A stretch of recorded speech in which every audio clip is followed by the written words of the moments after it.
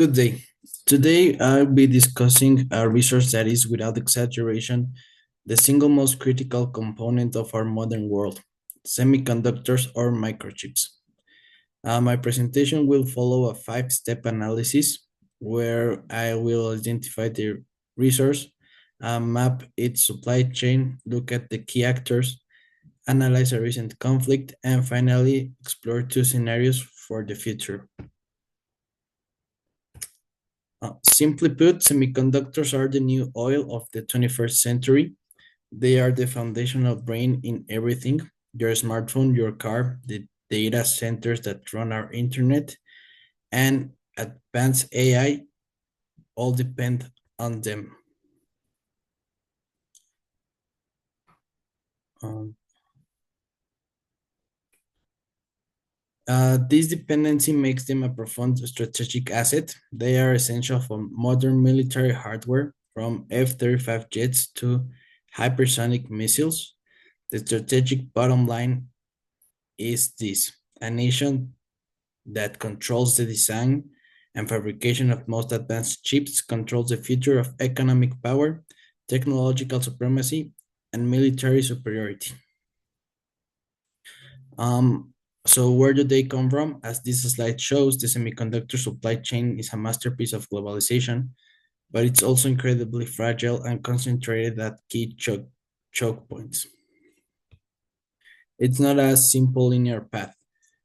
First designed this fables stage, creating the chip's blueprints, is dominated by the United States. Companies like NVIDIA, Apple, and AMD. Second, fabrication. This is the most critical choke point. The physical manufacturing of the most advanced chips is overwhelmingly concentrated in just two places: Taiwan by the giant TSMC and South Korea by Samsung. Third, assembly and testing. This final stage is concentrated in China, Malaysia, and Vietnam. This specialization means no single country is self-sufficient. Raw materials, design, manufacturing, and assembly are all in different parts of the world, creating a web of total interdependency. This complex map is controlled by a small number of powerful actors. First, the key states. The United States dominates design, Taiwan and South Korea dominate manufacturing, China is the world's largest consumer and assembler, and crucially, the Netherlands and Japan control essential tools and chemicals. The key corporations.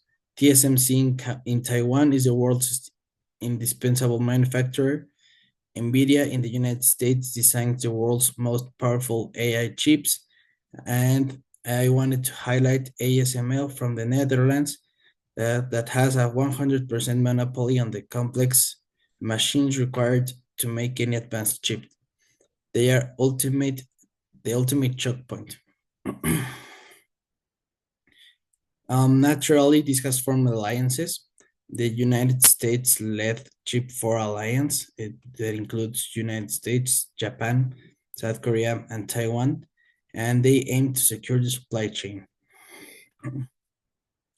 This is largely an encounter to China's own state-led strategy, which aims for total self-sufficiency. So how does this tension play out in real world? Let's look at the most significant recent event: the United States with China chip war. In October 2022, the United States launched a major offensive. It enacted sweeping export controls that banned the sale of advanced AI chips, like those from NVIDIA, to any Chinese entity. But the decisive blow was this: the United States successfully pressured the Dutch government to block ASML from selling its cutting-edge machines to China. This move weaponized the supply chain's choke points. It effectively crippled China's ability to domestically manufacture its own advanced chips, stalling its progress in AI and supercomputing. which brings us to the final slide of two very different futures for this resource. First, an optimistic scenario, cooperation. The pandemic and the chip war served as a wake-up call. The United States, European Union, and Japan all invest billions to build new factories at home. This friendshoring makes the world less reliant on Taiwan, lowering geopolitical tension.